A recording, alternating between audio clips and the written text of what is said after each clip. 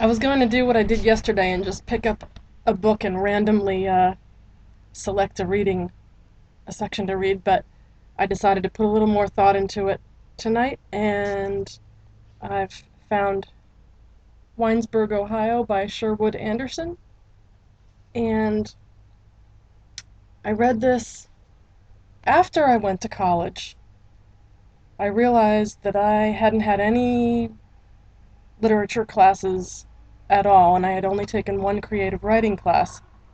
So I thought, after all my rebellion and resisting being told what to read by other people, I would finally maybe take a college course and see what people thought was worthwhile to read. So I was probably in my 20s, late 20s, when I took a class on worldwide literature or something like that.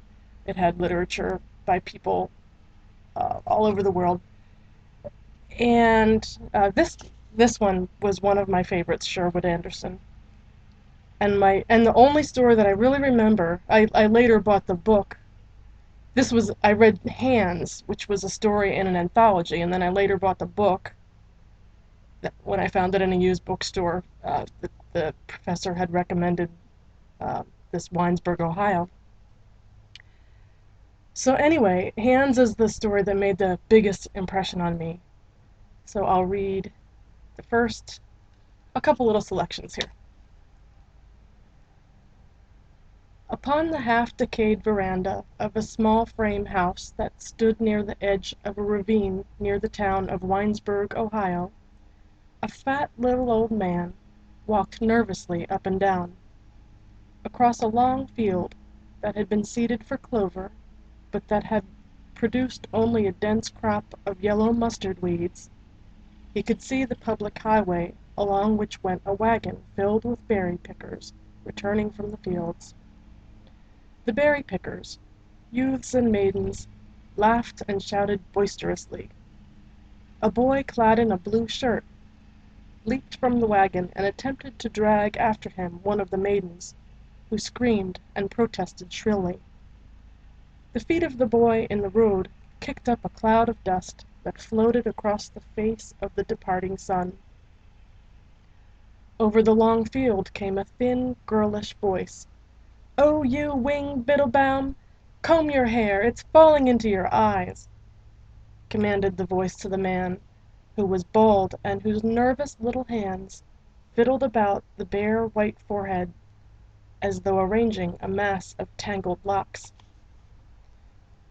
Wing Biddlebaum, forever frightened and beset by a ghostly band of doubts, did not think of himself as in any way a part of the life of the town where he had lived for 20 years.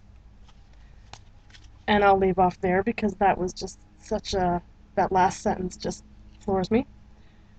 And I'll skip forward to another uh, little part that I loved here. Where is it? The story of Wing Biddlebaum's hands is worth a book in itself. Sympathetically set forth, it would tap many strange, beautiful qualities in obscure men. It is a job for a poet. And indeed, the author does spend quite a bit of time talking about Wing's hands, and there is a crisis involving what this man does with his hands. And then at the very end, it brings you to tears with a very mundane act of something that he is doing with his hands. So, that's it. I highly recommend this book, Winesburg, Ohio. So, I guess that's all. I don't really have anything else to talk about except how hot it is out here. Anyway, okay. Bye bye.